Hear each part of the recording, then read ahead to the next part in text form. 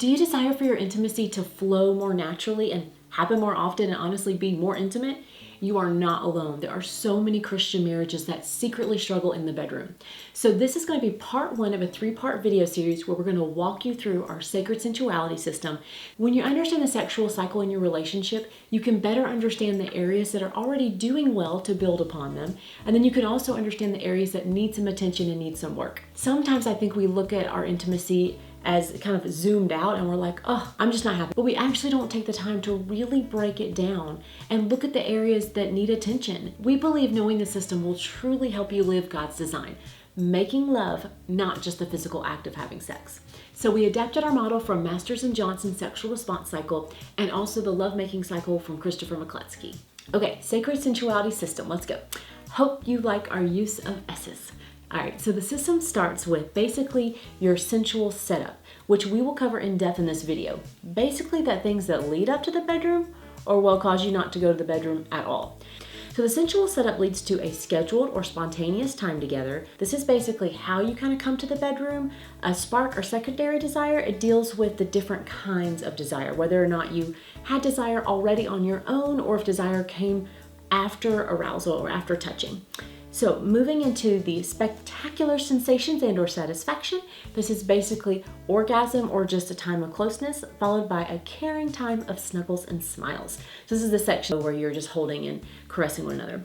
Woven into all of this is a deep spiritual, emotional, and physical connection. Affirm and invite comes from Song of Solomon. Solomon affirmed his lover and she opened up to him and invited him in. If you want to work through this with Andrew and myself as your coaches, we would love to talk with you. You can book a discovery call down below.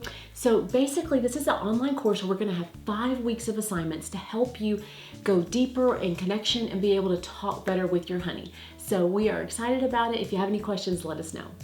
So in the sensual system, we're basically talking about everything that kind of leads into getting towards the bedroom. So that is a lot of stuff that keeps us out of the bedroom, but there's also a lot of things that move us toward the bedroom. So we're going to cover both. We see 4 categories to help us better discuss the complications that lead up to lovemaking. So relational, psychological, physical, and circumstances. Okay, so concerning your relationship, it's not rocket science, but if you are in complete tension with your spouse all the time, it's not leading to better lovemaking. It's just not.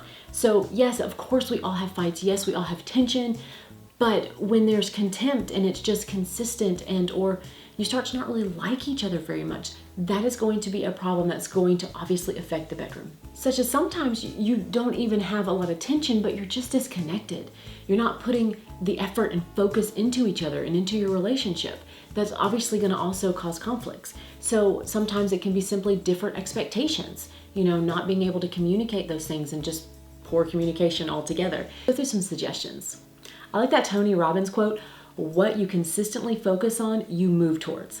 So why not do that with your marriage? Why not put that focus on your spouse?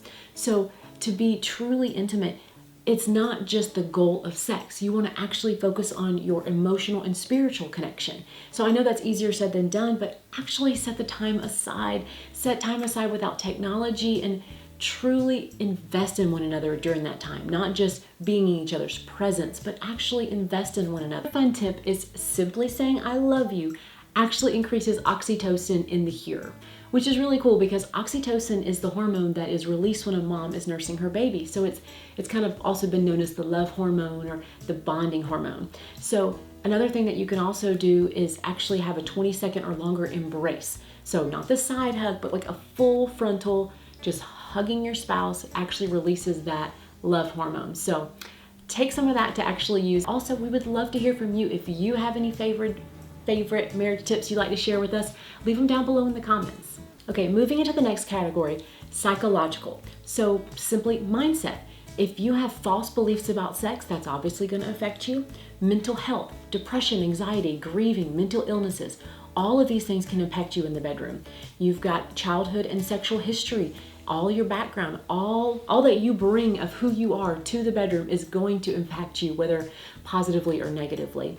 We actually had an assignment kind of that we suggested in our last video. I'll link it below for you. Next, addictions. So you've got sexual, substance, social, all the addictions. There's so many people that are hooked on external stimuli for their arousal instead of the actual intimate connection with their spouse. Obviously, there's also body image issues. A lot of people struggle with sensory issues, sights, smells, lights, things like that can be a bother to them. There's also miscarriages, infertility, previous abortions. So all these things can impact you moving forward. Let's give you a few suggestions for this category. For starters, take your mental health seriously. So I know that we sometimes feel like self-care is very selfish, but it's not. When you love yourself, you're better able to show up and love your spouse. Another one, stress management. Enough said. Also, if you're struggling with your mindset, take the time to learn what is God's actual design for sex. When you actually study the Bible or read books about it, you're able to really understand that sex is good and of God. And perhaps if your mind is tainted from perhaps abuse, that might be a little bit more of a challenge and a roadblock, and you might need some outside help. I'll also list some of my favorite books for this category down below in the comments. Okay, let's dive into the category of the physical. So to start off, your sexual dysfunctions. You've got your desire disorder, arousal disorders, orgasmic disorders, and pain disorders. So if you're paying close attention, you're probably wondering, why is a desire disorder not in the desire section, or the orgasmic disorder not in the orgasm section?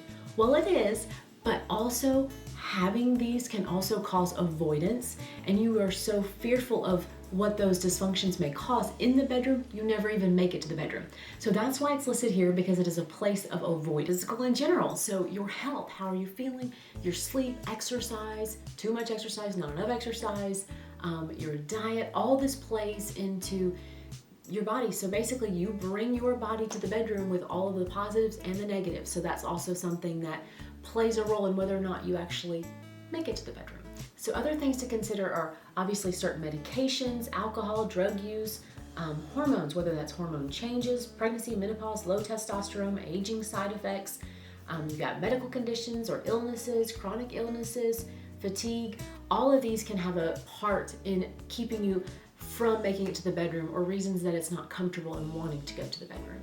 One thing that can be really good to prioritize in the physical for your marriage is including physical touch that does not have to lead to sex.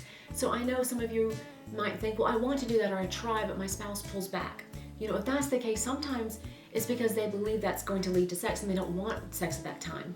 So if this is you, talk to your spouse about it. Talk to them about ways that you can communicate better, that you're interested in cuddling and touching, but not interested in sex at this time, or, so forth. You get the idea, but being able to really include times of kissing and cuddling and hugging that don't lead to sex is really helpful for your marriage. Obviously, with the physical is taking better care of yourself, all the things that you know to do. Actually get rest. God gave us a Sabbath for a reason, because overworked, exhausted, sleep-deprived people are really kind of cranky, and so that's not ideal. Also consider if you have a medical condition or a concern.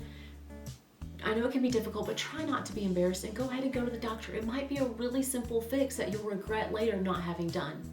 Also, there are some medical conditions that you're just going to have to learn to work around with you and your spouse, and being able to have an open communication and open dialogue to come up with new ideas and creative ways to make love together can also be something really helpful for you. So this category is circumstances. So that can be home life, work life, kids, living arrangements, whether you've had a major change in your life. All of these can really affect you not moving forward in the sensual setup system and getting stuck at the beginning and not moving towards each other. A simple suggestion, it's not an end-all be-all by any means, but is to simply brainstorm.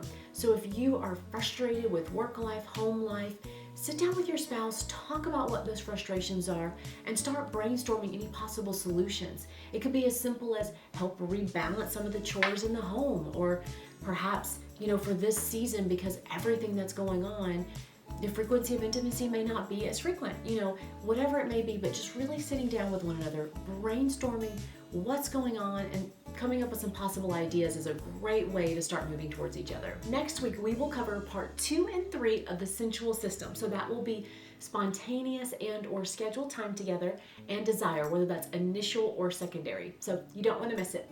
While you wait, check out these other great videos and subscribe. I will see you in the next one.